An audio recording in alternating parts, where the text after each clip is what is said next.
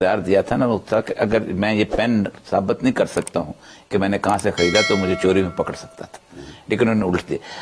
ایک بہت سینسٹیو سا ایشو جو پاکستان کی اخلاقیات کے ساتھ تعلق رکھتا ہے، میں خاص طور پہ جذباتی ہوں اس معاملے میں۔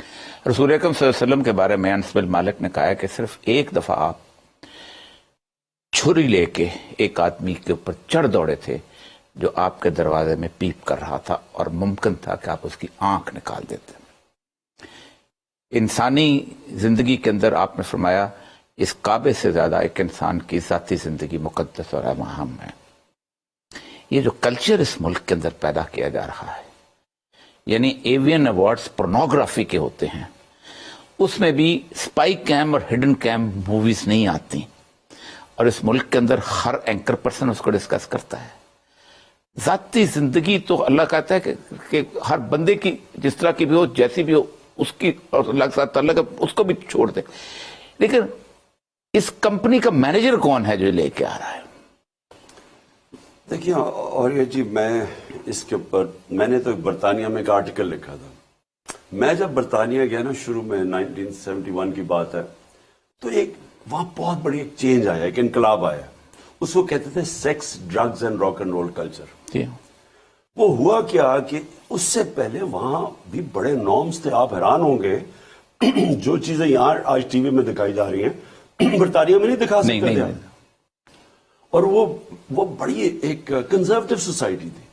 یہ کیا ہوا کہ ایک دم ایک ریبیلین ہوئی، جس کو کہتے ہیں sex, drugs and rock and roll, اور انہوں نے اپنی جو گناہ ہیں نا وہ پبلک میں لانے شروع کر دیے کہ نہیں جی یہ منافقت ہے کہ ہم جو پرائیویٹ لائف میں کرتے ہیں وہ پبلک میں نہ بتایا جائے۔ اسی کے اوپر قرآن کی آیت ہے کہ اپنے اور دوسروں کے گناہوں پہ پردہ ڈالو، کیونکہ ایون سوسائٹی کو بچاتے ہیں۔ ولا تحسوا ولا تدسوا، ٹو میں مت لگا رہو، منع کیا اللہ نے۔ پردہ تو خیر بہت بڑی بات اللہ نے کہا جی۔ دیکھیں نہیں، کامن سینس ہے نا جی، کیونکہ میں نے انگلینڈ میں مضمون لکھا اس کے اوپر کہ آپ جب اپنے گناہوں کو عام کرتے ہیں، تو میں نے اپنی آنکھوں سے برطانیہ کا معاشرہ تباہ ہوتے دیکھا ہے۔ بالکل ٹھیک۔ وہاں کی ڈیورس ریٹ تھی 14 کے اندر ایک ڈیورس ہوتی تھی برطانیہ میں جب میں گیا تھا وہاں، آج 70% ڈیورس ریٹ، کیونکہ قرآن فیملی سسٹم کو پروٹیکٹ کرتا ہے، اسلام آپ کی خاندانی نظام کو پروٹیکٹ کرتا ہے۔ وہ اسلام اسیوم کرتا ہے کہ ہم سارے کوئی فرشتے نہیں ہیں، سب گناہ گار لوگ ہیں، لیکن وہ یہ کہتا ہے کہ اپنے اور دوسروں کے گناہوں پہ پردہ ڈالو، کیونکہ آپ پروٹیکٹ کرتے ہیں اپنے معاشرے میں، اپنے بچوں کو، اپنے معاشرے کو پروٹیکٹ کرتے ہیں۔ اب برطانیہ کے اندر جب انہوں نے یہ عام کر دیا اور کہانیاں آنی شروع ہو گئی کہ فلانے کی پرائیویٹ لائف ایسی ہے، فلانے کی یہ ساری اخبار ایسے آنے شروع ہو گئے، نیوز آف دا ورلڈ جو اب بند ہو گئے۔ ہوا کیا اس کا، جیسے جیسے فحاشی بڑھتی گئی، ان کے معاشرے کے اندر خاندان ٹوٹتے گئے، خاندانی نظام ٹوٹتا گیا۔ اور آج آپ وہاں حالات دیکھیں، سارے ویسٹرن معاشرے میں دیکھیں کہ شادی چلتی نہیں ہے، اور ہالی ووڈ کے اندر شادی کا جو لائف سپین ہے وہ 2.5 سال ہے، ایوریج شادی 2.5 سال چلتی ہے، کیونکہ آپ اگر فحاشی بڑھاتے رہیں، آپ گند کو سامنے لاتے رہیں، آپ کا معاشرہ ٹوٹ جائے گا۔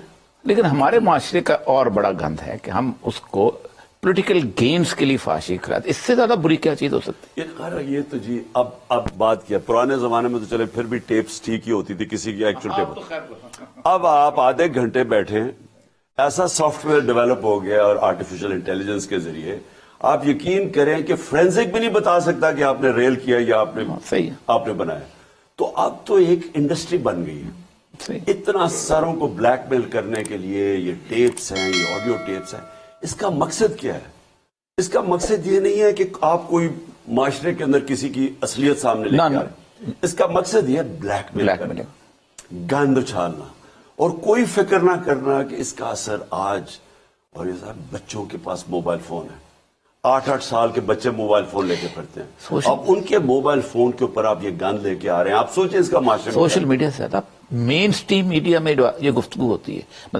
اچھا، سب سے اب اہم ترین جس چیز میں ہم داخل ہو رہے ہیں، ہماری پوری اسٹیبلشمنٹ پنجاب اور اس سیاست میں الجھی ہوئی ہے۔ آپ 25 دسمبر کے دن 9 دھماکے ہوئے ہیں بلوچستان میں، 9۔ میں بلوچستان میں رہا ہوں، مجھے اس کا اندازہ ہے کہ کتنی خوفناک قسم کی صورتحال ہے۔ KPK کی جو حالت ہے، بنوں کا جو انسیڈنٹ ہے، اس کو جس مشکل سے ٹیکل کیا گیا ہے ہم سب کو پتا ہے. ٹیکل کر لیا، اللہ کا کرم ہے، ٹیکل کر لیا، لیکن دھواں چل رہا ہے. بلاول صاحب جو ہیں وہاں سے کہتے ہیں ہم امریکن ایڈ آ رہی ہے اور ہم ایک اور وار اینڈ ٹیرر میں انٹر ہو رہے ہیں. میں تو کانپ گیا ہوں خان صاحب کہ اس کا مطلب یہ ہے کہ ہم اس ایجنڈے کے تحت پاکستان کو پھر آگ لگا دیں گے. دیکھیے اور یہ جی میں سارا وار آن ٹیرر کے خلاف کیوں جی بالکل کیوں تھا. میں ان کو یہ کہتا گیا کہ آپ جب پہلے تو آپ نے افغانستان میں جو جہاد لڑی، آپ نے لوگوں کو کہا کہ اگر کوئی باہر سے آ کے قبضہ کرتا ہے کسی ملک کے اوپر تو ان کو آزادی کے لیے اور مسلمان ملک کے لیے جہاد ہے، اور آپ نے گلوریفائی کیا لوگوں کو. ساری دنیا سے جہادی آئے یہاں جہاد لڑنے کے لیے، جس میں اسامہ بن لادن بھی تھے. سارا ہمارا جو قبائلی علاقہ تھا، اس سارے قبائلی علاقے کے ذریعے جہاد لڑی گئی، کیونکہ ادھر سے ہی جاتے تھے افغانستان میں. ریگن نے کہا تھا 7 فادرز آف امریکا کے ایکویولنس ہیں یہ. ہاں وہ جو جہاد لڑنے والے تھے وہ کہتا کہ they equivalent of the moral equivalent of the founding fathers of America, مجاہدین کو اس نے کہا. تو وہ وہاں سے جاتے تھے قبائلی علاقے سے. قبائلی علاقے کے لوگوں نے بڑی شرکت کی جہاد میں. اب ہوا کیا، آپ 10 سال کے بعد اب آپ لوگوں کو کہہ رہے ہیں کہ نہیں جی کیونکہ وہ اب امریکن آ گئے افغانستان میں، اب یہ جہاد نہیں ہے، اب یہ دہشت گردی ہے. اب ہونا کیا تھا، وہ سارے لوگ جن کو آپ نے تیار کیا ہوا تھا جہاد کے لیے وہ آپ کے اگینسٹ شروع ہو گئے، اور انہوں نے پاکستان کے سیکیورٹی فورسز کو اٹیک کرنا شروع کر دیا کہ ہم بھی کولیبریٹرز ہیں ان کے. انہوں نے کہا ہمارے خلاف بھی جہاد جائز ہے. ٹھیک. اس کی وجہ سے خودکش حملے ہونے شروع ہو گئے. جو اپنے آپ کو اڑا رہا تھا خود زیادہ 80% خودکش حملوں میں، تو وہ تو سمجھتے تھے کہ ہم جہاد کر رہے ہیں اور ہم جنت میں جائیں گے. بالکل. میں ان کو کہتا رہا کہ اس کے وار کے اندر ہمیں نہیں پڑنا چاہیے، کیونکہ آپ نے پہلے سے ان کو تیار کیا ہوا تھا جہاد کے لیے، اور آپ کہہ رہے ہیں دہشت گردی. اور میں نے کہا ہمیں اس میں نہیں رہنا چاہیے تھا. میں اس کو اپوز کرتا رہا، مجھے طالبان خان کہتے رہے. میں نے ان کو کہا جب یہ ہماری جنگ ہوگی ہم جیت جائیں گے، لیکن جب تک یہ امریکہ کی جنگ ہے وہ ہمیں ہمارے خلاف بھی جہاد لڑیں گے. خود سب سے زیادہ ڈیمیج خود کو حملہ کرتا ہے. ٹھیک. اب کیا ہوا، پہلے تو ہمارے تو 3 سالوں میں ساری ختم ہو گئی. آپ دیکھ لیں سارے یہ نیگوسیشن آپ کے زمانے میں شروع ہوئی تھی، میں وٹنس ہوں. ہماری طالبان سے امریکن کی نیگوسیشن ہم نے کروائی افغانستان طالبان کی. جب یہ طالبان آئے امریکن یہ امریکہ وہاں سے گیا اور طالبان نے ٹیک اوور کیا امریکہ، تو ہماری ان سے پہلی دفعہ 20 سال میں افغان حکومت آئی جو پرو پاکستان تھی. غری حکومت تو پرو انڈیا تھی. وہاں سے تو 3 دہشت گرد گروپ سے اٹیک کر رہے تھے پاکستان. اب پہلی دفعہ ہمیں موقع ملا کہ ٹوٹل امن قائم کرے پاکستان میں، دہشت گردی ختم کر دے، کیونکہ افغان گورنمنٹ اب پروٹیکٹ نہیں کر رہی تھی TTP کو. تو TTP سے ڈائلاگ شروع ہو گیا کہ ہم کیسے ان کی سیٹلمنٹ ٹرمز کیسے، 40-50 ہزار لوگ ہیں ان کو آپ نے کیا کرنا، انہوں نے آنا تو تھا. اب کوشش کر رہے تھے کہ ان سے ٹرمز کریں کہ کن ٹرمز کے اوپر ان کو ہم پاکستان میں لے کے آئیں گے. اور وہ بڑا ڈیلیکیٹ سبجیکٹ بہت ہے. اس کے لیے پیسے بھی چاہیے تھے ان کو ریہیبلیٹیٹ کرنے کے لیے. وہ بھی ہم نے فیصلہ کیا. نیشنل سیکورٹی کاؤنسل کمیٹی کی ہماری میٹنگ ہوئی، اس میں یہ سب کچھ طے ہوا کہ ہم کیا کیا کریں گے. اور ہمیں پتا تھا کہ یہ آسان نہیں ہے. آپ یقین کریں وہ ریورس کہ ہم جیسے گئے نہ کسی نے پرواہ کی ادھر کی، نہ انہوں نے ان کا پرواہ، اور آہستہ آہستہ پہلے وہ ملاکنڈ میں آ گئے. اب اس میں ہمیں بارڈر تھا گورنمنٹ کے ہاتھ میں. اب سوال یہ ہے کہ یہ فیڈرل گورنمنٹ جی بالکل ہے ان کے ہاتھ میں. کس طرح لوگ مالاکنڈ آ گئے، وہاں لوگ کھڑے ہو گئے اور سارے لوگوں نے کہا کہ یہ ایک ملی بھگت فکس میچ ہے، یہ PTI کی گورنمنٹ کو ڈیسٹیبلائز کرنے کے لیے ہوا.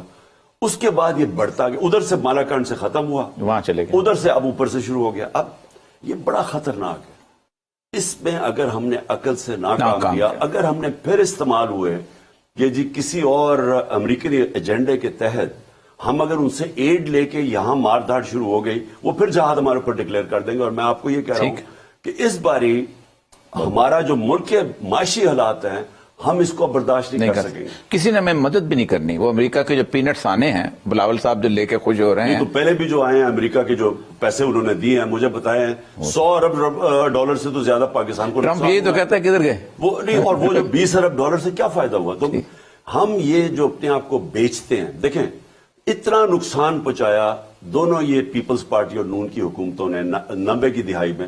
امریکہ میں جا کے کہتے تھے کہ جی ہمیں بچا لو نہیں تو دہشت نہیں تو انتہا پسند آ جائیں گے, فنڈامنٹلسٹ آ جائیں گے. ایرانین ریولوشن کے بعد ایک مسلمان دنیا کے اندر ایک عجیب کام شروع ہو گیا کہ سارے منکروں کو کہتے تھے کہ جی اگر ہمیں نہ آپ نے بچایا تو وہ خمینی ٹائپ انقلاب آ جائے گا اسلام کا.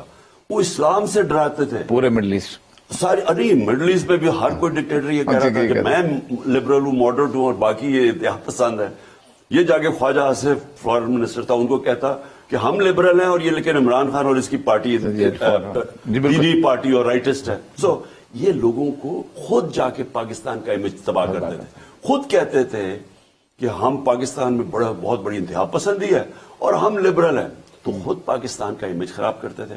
اور اب پھر یہ جو بلاول گیا ہے پھر شروع ہو گیا, ہمارا کام ہے سیٹل کرنا ہی. ہم امریکہ کو انوالو کریں گے, اس میں بڑی کمپلیکیشنز ہوں گی. اب ان سے آپ امداد لے رہے ہیں, باڑ لگائی ہے ہم نے, کیا ہمیں نہیں پتا چل رہا تھا جب باڑ ٹوٹ رہی ہے؟ وہ سامنے ہمارے باڑ ٹوٹی ہے, سوشل میڈیا پہ امیجز آ رہے ہیں. بالکل ٹھیک ہے. تو کیا ان کا کام تھا پولیٹیکل انجینئرنگ یہاں بیٹھ کے کرنا؟ ان کا کام نہیں تھا کیا جنرل باجوہ کو نہیں سوچنا چاہیے؟ اگر ان کے ساتھ مل کے اگر باڑ کی جنرل باجوہ کو بار بار کہا, میرے پاس ٹیکسٹ ہے, میں بار بار کہا, جب آخر میں نے کہا ہمیں بڑا کیئرفل رہنا چاہیے, مجھے دہشت گردی کا ڈر ہے, یہ بڑھتی جائے گی دہشت گردی. تھرو آؤٹ میں اس کو کہتا رہا کیونکہ یہ بڑا جیسی ان کی ری سیٹلمنٹ آسان تو نہیں ہونی تھی.